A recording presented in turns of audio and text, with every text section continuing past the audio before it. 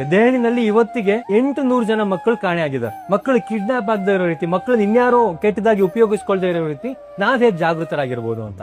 Primary school ಇಂದ ಹುಡುಗಿಯನ್ನ ತಂದೆ ತಾಯಿ ಇಬ್ಬರು ಕೂಡ ಸ್ಕೂಲಿಗೆ ತಂದು ಬಿಟ್ಟು ಹೋಗ್ತಾರಂತ. ಅವ್ರು ಬಿಟ್ಟು ಹೋದ್ಮೇಲೆ ಮಧ್ಯಾಹ್ನ ಲಂಚ್ ಅವರ್ ಆದ್ಮೇಲೆ ಆ ಮಗುವಿಗೆ ಗೇಮ್ಸ್ ಪೀರಿಯಡ್ ಅಲ್ಲಿ ಆಟ ಆಡಕ್ಕೆ ಬಿಟ್ಟಾಗ ಆ ಮಗು ಆವರಣದಲ್ಲಿ ಆಟ ಆಡ್ತಿರುತ್ತೆ.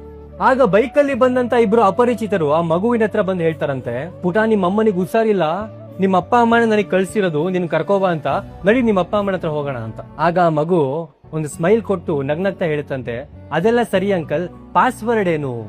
ಏನ್ ಪಾಸ್ವರ್ಡ್ ಅಂತ ಅವ್ನ್ ಗಾಬರಿ ಆಗ್ತಾನೆ. ನಮ್ಮ ಅಪ್ಪ ಅಮ್ಮ ಯಾರೇ ಹಿಂಗ್ ಕರೆದ್ರು ಕೂಡ ಒಂದ್ ಪಾಸ್ವರ್ಡ್ ಕೊಟ್ಟಿದ್ದಾರೆ, ಆ ಪಾಸ್ವರ್ಡ್ ಅವ್ರು ಹೇಳಿದ್ರೆ ಮಾತ್ರ ಅವ್ರ ಜೊತೆ ಹೋಗ್ಬೇಕು ಅಂತ ಹೇಳಿ ಜೋರಾಗಿ ಕೂಗ್ಕೊಳ್ಳುತ್ತಂತೆ.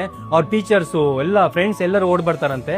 ಆ ಗಾಡಿನಲ್ಲಿ ಬಂದಿದ್ದ ಇಬ್ರು ಕೂಡ ಓಡೋಗ್ತಾರಂತೆ. ಸೊ ಪೇರೆಂಟ್ಸ್ ಏನ್ ಮಾಡಿದ್ರು, ಯಾರೇ ಹೊರಗಿನಿಂದ ಬಂದು ನಿನ್ನ ಕರೆದ್ರು ಕೂಡ, ಹೊರಗಿನಿಂದ ಬಂದು ನಿನ್ನ ಮಾತಾಡ್ಸಿದ್ರು ಕೂಡ ಪಾಸ್ವರ್ಡ್ ಕೇಳು, ಅವ್ನ್ ಪಾಸ್ವರ್ಡ್ ಸರಿಯಾಗಿ ಹೇಳಿದ್ರೆ ಮಾತ್ರ ಅವನನ್ನ ನಾವು ಕಳ್ಸಿದೀವಿ ಅಂತ, ಅವ್ನ್ ಪಾಸ್ವರ್ಡ್ ಹೇಳಿಲ್ಲ ಅಂದ್ರೆ ನೀನ್ ಡೇಂಜರ್ ಅಲ್ಲಿ ಇದೆಯಾ ಅಂತ ತಕ್ಷಣ ಅಲ್ಲಿಂದ ಜಾಗ ಖಾಲಿ ಮಾಡ್ಬೇಕು ಅಂತ. ಸೊ ನೀವು ನಿಮ್ಮ ಮಕ್ಕಳಿಗೆ ಒಂದ್ ಪಾಸ್ವರ್ಡ್ ಕೊಟ್ಟಿರು, ಏನಾದ್ರೂ ಆಗಿರ್ಬೋದು ಅದು ಒಂದ್ ಪಾಸ್ವರ್ಡ್. ಹೊರಗಡೆ ಯಾರಾದ್ರೂ ಒಬ್ಬ ವ್ಯಕ್ತಿ ಬಂದು ನಿಮ್ಮ ಮಕ್ಕಳನ್ನ ಮಾತಾಡಿಸಿದಾಗ ಅವ್ರು ಆ ಪಾಸ್ವರ್ಡ್ ಹೇಳಿದ್ರೆ ಮಾತ್ರ ನಿಮ್ಮ ಮಗು ಅವ್ರ ಹತ್ರ ಮಾತಾಡ್ಬೇಕು, ಇಲ್ಲ ಅಂದ್ರೆ ಮಾತಾಡಬಾರದು.